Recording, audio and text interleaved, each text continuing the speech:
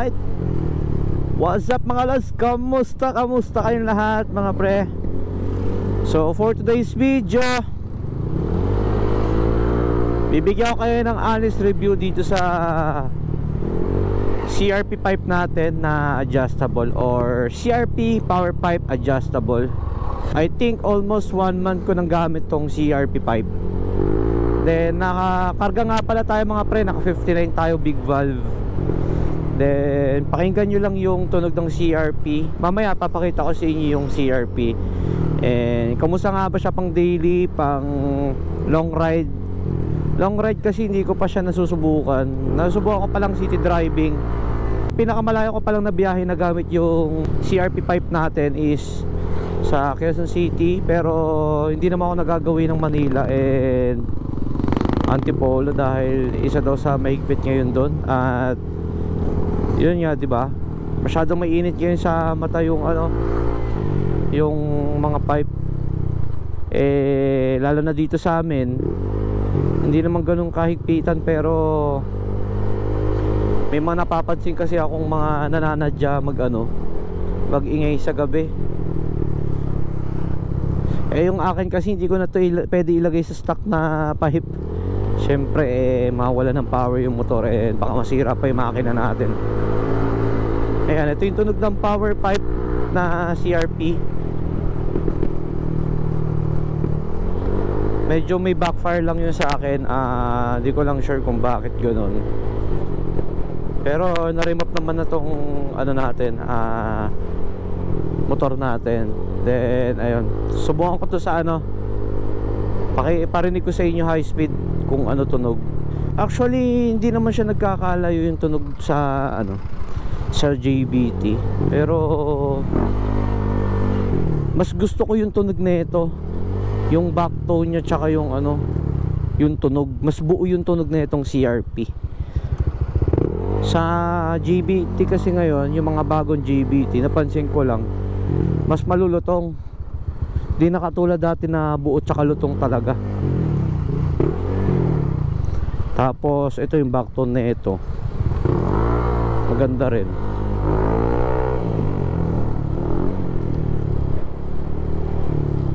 Eto dito natin testing yung motor. High speed ko dito mga pre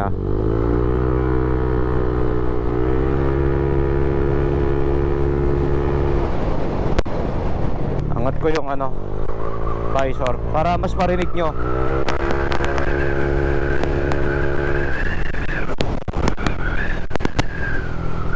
Lakas ng hangin.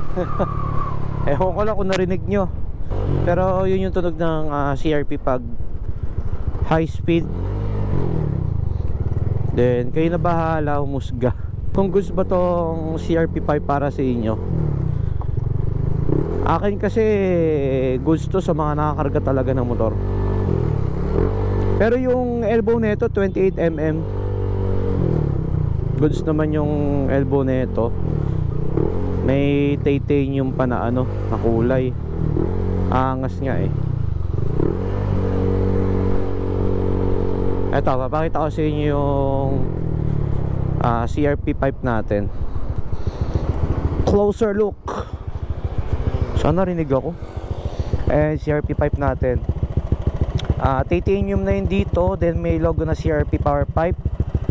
Then may logo sila na CRP Taiwan Racing Parts. Tas dito rin sa taas Taiwan Parts. Tas merong Taiwan na nakasulat. Then dito rin heat guard nya, ito maliit lang siya. Then ito yung sinasabi ko sa inyong may titanium na sa elbow nya dito sa part na to. Hindi naman siya nagkakalayo sa itsura ng JBT pipe.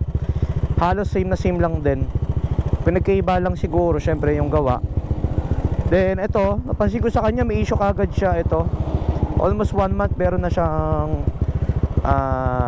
kalawang sa part dito sa gilid na to. Ayan ayan, kung nakikita nyo meron siyang kalawang. Then ayun, parinig ko nga sa inyo. Ngayon yung tunog ng idle nya, huwag nyo napansinin yung tensioner ko, maingay tensioner ko ngayon. Rev natin.